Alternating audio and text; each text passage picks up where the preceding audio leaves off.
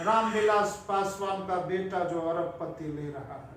और याद रखिए, जब तक आरक्षण का लाभ करोड़पति बाप का बेटा लेता रहेगा, अरबपति बाप का बेटा रहेगा, तब तक आरक्षण धूमिल होते रहेगा। इस देश में नए प्रकार से संकट उभरता रहेगा। आज जिस भावना को लेकर के 1966 में यह नियम और ये प्रोविजन बना था कि वैसे लोग जो चंदा के पैसे से चुनाव जीत सके, नॉमिनेशन का खर्चा एन प्रकार में उपलब्ध कर सके, वैसे लोगों के लिए चुनाव जीतने हेतु सदन में जाने के लिए, सांसद में जाने के लिए लोकसभा, सुरक्षित लोकसभा और सुरक्षित विधानसभा का आकलन हुआ था। अब देखिए, सब गरीब गरीबे रह गया। यहाँ आरक्षण का लाभ बड़का बड़का उद्योगपति वहीं से आते हैं, आरक्षण का लाभ लेते हैं। इससे देश का भला नहीं होना। वह हम तो कह देना चाहते हैं कि सरकार को जितने भी सुरक्षित विधानसभा है, सुरक्षित लोकसभा है, इस पर पुनः विचार करना चाहिए और करोड़पति को और अरबपति लोगों को सुरक्षित लोकसभा और विधानसभा में चुनाव लड़ने से मनाही कर देना चाहिए, मनाही कर देना चाहिए, मनाही कर देना चाहिए।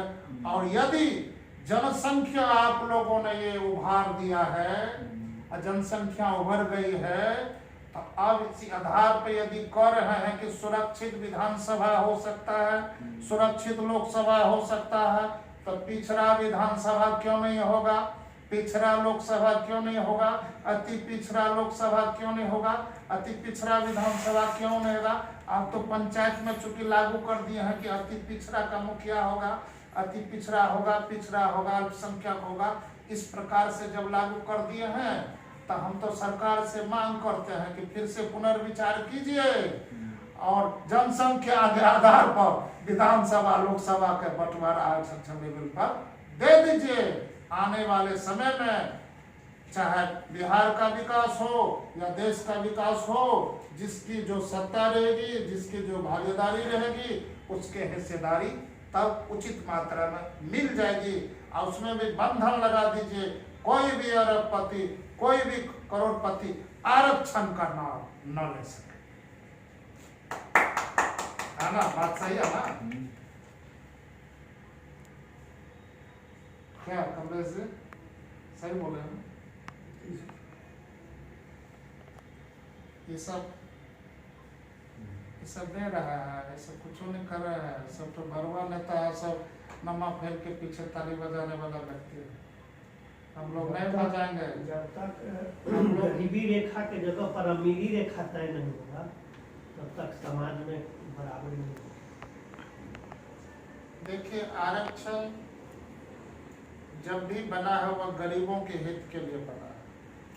अब करोड़पति को अरबपति बनाने के लिए नहीं बना है। अब यहाँ लोग दिन में पीसी लेता है, कमीशन लेता है, और रात में सीसी लेता है। अब उससे भला होने वाला नहीं है। आज पुलिस प्रशासन में जितने प्रकार से भ्रष्टाचार है, कोई देखने वाला है? कोई देखने वाला नहीं है। सब जान रही है, सरकार भी जान रही है कि पुलिस भ्रष्ट है। लेकिन पहले जमाने में सुने होंगे, अपने लोग किताब में पढ़ते थे, 6ठा-7वां किताब में, उस समय लिखा था कि अपने लोगों के दादाजी अपने एक सपूत पैदा करते थे कि देश की आज़ादी में कुर्बानी देने के लिए पैदा करते थे। एक संतान पैदा किए हैं इस वतन के लिए, और वही लड़का सब कहते थे, अभी कहते हैं कि ऊंचा झंडा रहे हमारा। कहते हैं कि नहीं कहते हैं? मेरा भारत महान है। हमेशा कहते हैं कि ऊंचा झंडा रहे हमारा। तो पहले जमाने के लोग एक तिरंगा की झंडा के शान के लिए अपनी जान की बाजी लगा देता था। एक तिरंगा झंडा की शान के लिए जान की बाजी लगा देता था। आजकल किसी युवक के हाथ में तिरंगा दे दीजिए ना, एक गुटखा के लिए वो तिरंगे बेच देगा और तिरंगा की शान को जला देगा और तिरंगा की मान और मर्यादा को लहका देगा। कितना बदल गया इंसान, कितना बदल गया इंसान, बदल गया है ना। पहले के जमाने में कहता था ना कि मेरा भारत महान है, मेरा भारत महान है। ठीक है, बहुत खुशी की बात है, महान तो है ही है। हम जिस देश में रहते हैं वो महान है। पाकिस्तान वालों के लिए पाकिस्तान महान है। अब देखिए जिस तरह से अब इतने प्रकार से अत्याचार बढ़ गया है, इतने प्रकार से बेईमानी बढ़ गई है, इतने प्रकार से वैमनस्यता बढ़ गई है, इतने प्रकार से अपराध बढ़ गया है, इतने प्रकार से हर जगह त्राहिमाम है, गली गली में शोर है, घुसखोरी बेजोर है। तो इसको सुशासन कहिएगा? नहीं कहिएगा, नहीं कहिएगा।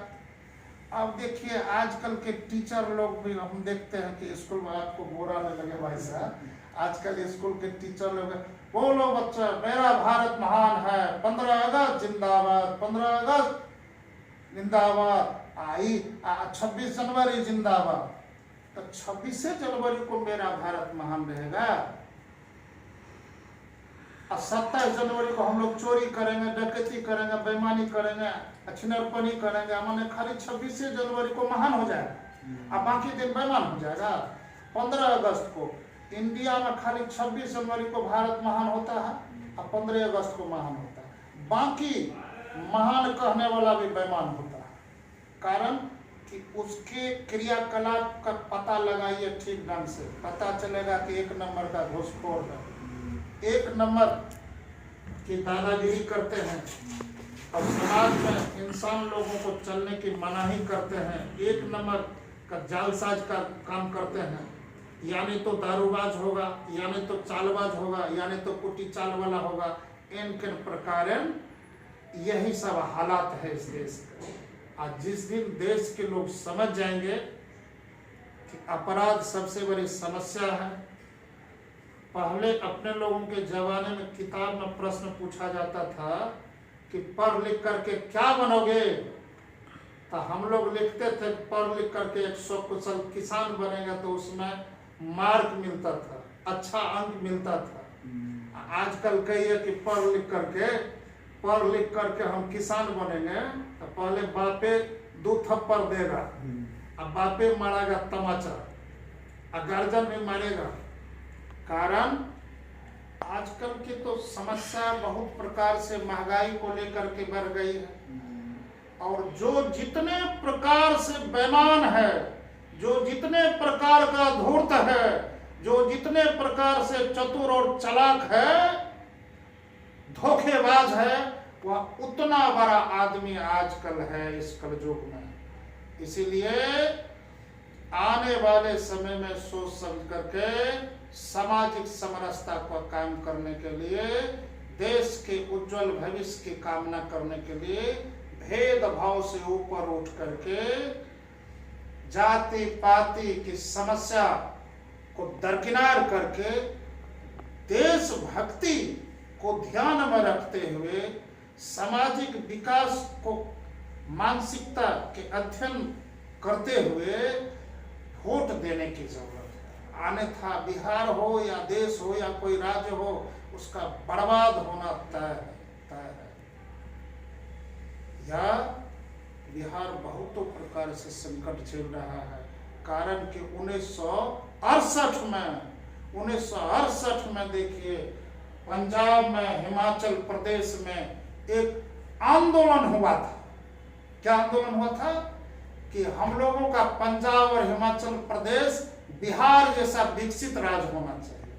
1968 में आंदोलन हुआ था वहाँ कि हम लोगों का भी राज्य बिहार जैसा विकसित राज्य होना चाहिए। आज किसकी नजर लग गई इस बिहार को, किसकी नजर लग गई बिहार के विकास को? आखिर अच्छा सिला दिया बिहार के नेताओं ने, उजला कुर्ता पहनने वालों ने बिहार का बुरा हाल कर दिया, बिहार के